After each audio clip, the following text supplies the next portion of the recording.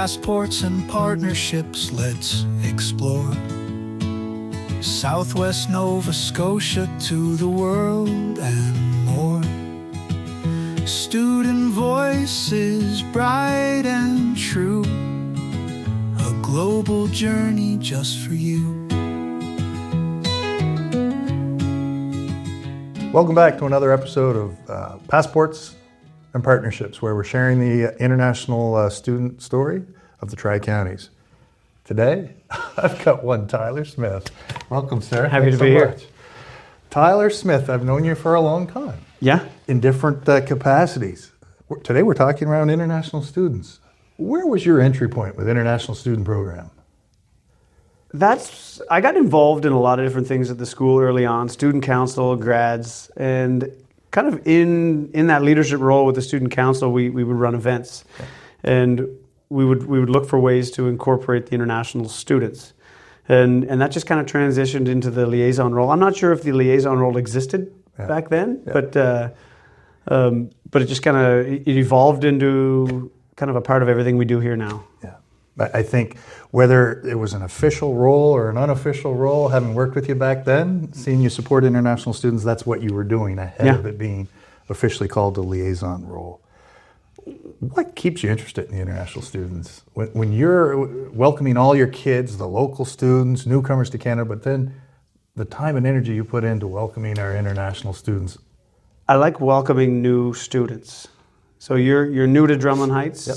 Hey, I want to be someone that you can talk to. I want to be someone, I know that guy now. Yep. If you're new to Nova Scotia, even more. Yep. I want to be able to see the kids not only at school, but I want it to be someone in the community that, I get to go to the rink and I see Tyler Smith, or I see him at Drumlin Heights, and that's going to make their experience better and make them feel more comfortable. And they're not here for very long. They're not. Some stay for years, right? But I want their experience to be, whether it's short or long, I don't want it to be classroom and then go home. That's it. I want them to know people, I want them to know our community and experience things. When you think of your own personal experiences, can you relate being put in a situation where you're in a new culture and needing to learn a new language?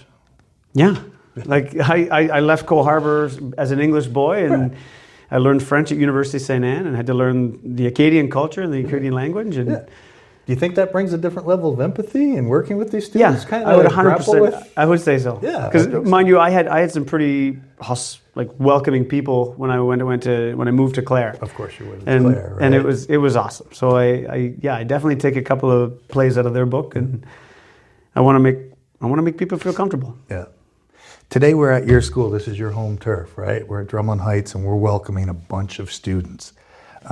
Having worked with you for years, I know that this is something that's really important to you. Just share why we're here tonight and who's coming and why you continue to do this. We're having a dance. All the international students from Lockport all the way to Digby are bussed in, which I really appreciate from our school's perspective. We're one of the smaller schools in the school board. Yeah. So having large events that have an impact socially around social service, we don't get to do the cool stuff very often. Yeah. So for Drumlin Heights to be able to host an event like that, it's big. It's beneficial to our students because we get to feel cool. We get to have a big event taking place at Drumlin Heights.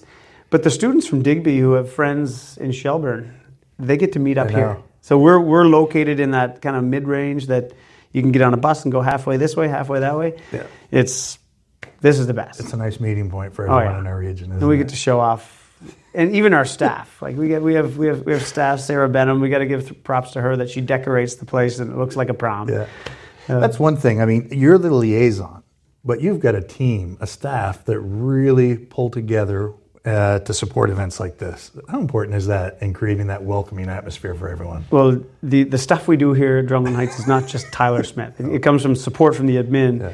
We have Jamie Benham, who's our DJ for all these events.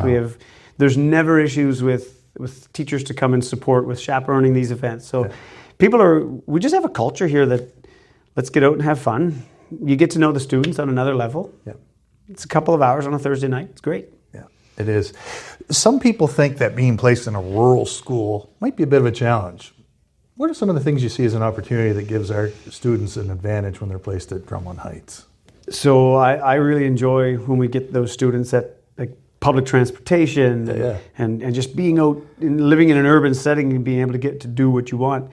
Well, we have more of a community. Mm-hmm. So, and it works at Drumlin Heights with our ambassador program where the events that we run. So let's go to Cape for Shoe. We'll go see the local lighthouse, or we'll go do a trail here.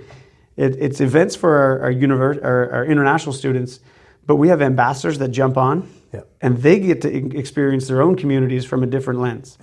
And in those trips, that's when you get friendships. That's when they start making their own trips. Oh, what are you doing Friday night? Okay, let's go do this. So I really enjoy when it starts as a school-related club, and then it becomes something outside of school. Yeah. I know you're too modest to take credit for the amount of ambassadors that you have for the size of the school that you have. That's through your interest, your ability to inspire and have fun, and those students jump in. Some are official ambassadors. Some are, like you say, just interested and not really in that official capacity. Tell me, being a liaison for the length of time that you have and the big network of ambassadors, how important is that for our international students when they land here in a new country? Oh, imagine how terrifying it would be. You show up, maybe you do come from a city of 1 million people, and you come to Drumlin Heights in Argyll, Nova Scotia, where there's 150 students from 9 to 12. That's a big difference. So there's going to be culture shock. Arriving at the school on the first day and having a group of students know your name, because they've all exchanged emails. They give you a tour of the school. Sometimes it's the Tyler Smith version where it's full of laughter and full of stories. I've seen some of those. It sets them off on the right foot. Yeah. It's like it gives you that idea that, okay, this is going to be just fine. Yeah. And then you couple that with, all right, next week we're going here. Lunchtime we're doing this. So you don't have time to break down or to experience homesickness. Yeah. That's it. They say that a lot of our ambassadors become their first Canadian friend for our students when they arrive, right? With those friendships. When you think of international students, you talked around the impact on our own students, right? What about in the community? Like, we've had some amazing host families in the Argyll, Pubnico, Wedgeport area supporting Drumlin Heights. What's the impact in the broader community? Oh, that's the cool part. Yeah. When you get to see, I've had my in-laws who live down here. I've gone to family events where, like, imagine going to a big D'Entremont family dinner at Christmas time where there's 65 people in a house and you have your Brazilian international student being like, whoa, this is new. Yep. This is kind of neat. But everybody in that house knows that student. They're the rock stars. I know. In the community, whether we've had students this year who've gotten into hockey. We had a German student who's never played hockey before. They got him in a Friday night pickup game. That's awesome. So the family, everybody goes to watch. It's, Yeah. I think that we've got the infrastructure here at Drumlin for a number of international students, right? How many students do you think your school could comfortably host on a given year? We've been up over 20. I remember those days. We were rocking when we had 20. I remember those days. That's when it's fun. Yep. That's when it's fun. You have a lot of momentum, and you have a diverse group where maybe these are some athletic students, these are musical students, there's all different sorts of interests, and then they split off and they make their own separate circles. That's when it's really working. So I wouldn't want to go much more than that. 20 is a good number. But I really like that idea. I'd love to see grow our homestay network in this area for supporting 20-ish students. It's neat when you get to hear from the host families who have brothers and sisters that they come on and they stay in touch with the kids. And then they're like, they went on a trip to visit. And all the other kids in the room are like, so I could host? I'm like, you could have hosted the whole time. Tell a friend. Yeah, exactly. Spread the good word, right? And that's part of what we're doing these podcasts for, right? Trying to make sure that people understand what the International Student Program's all about locally as well as globally as people start watching these in other countries. As a liaison, as a teacher here for about 20 years now, isn't it? It's creeping in there, Yeah, it's getting close to 20 years. We're not young guys anymore. No. We're not in the same category. You're kind. It's happening. Any last thoughts that you want to share about kind of why you do what you do and the whole international student thing? I really enjoy. I do it because I enjoy it. Yep. I want others to hop on it's a fun train. It is. This is an opportunity to like I said, see our community in a different lens. Yeah. Go visit Halifax, do activities and go to events that otherwise I wouldn't do. Yeah. And I think of our local students when they hop on that train, and they're like, I never would have went to Halifax and did this experience, go on the Halifax waterfront. It brings a different appreciation for our backyards, doesn't it? Big time. Yeah. Makes me appreciate what we got. Yeah.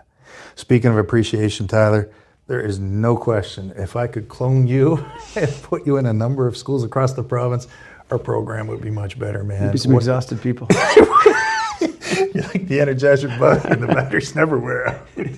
That's not a plug for Energizer. Maybe it is. Duracell. The copper top battery. Tyler, we really appreciate what you do. Thank you. The energy you bring, the care, the commitment. Our school here in Drumlin, our community, and our whole board is better for the person you are. We appreciate you, man. Thank you. Thank you. All right.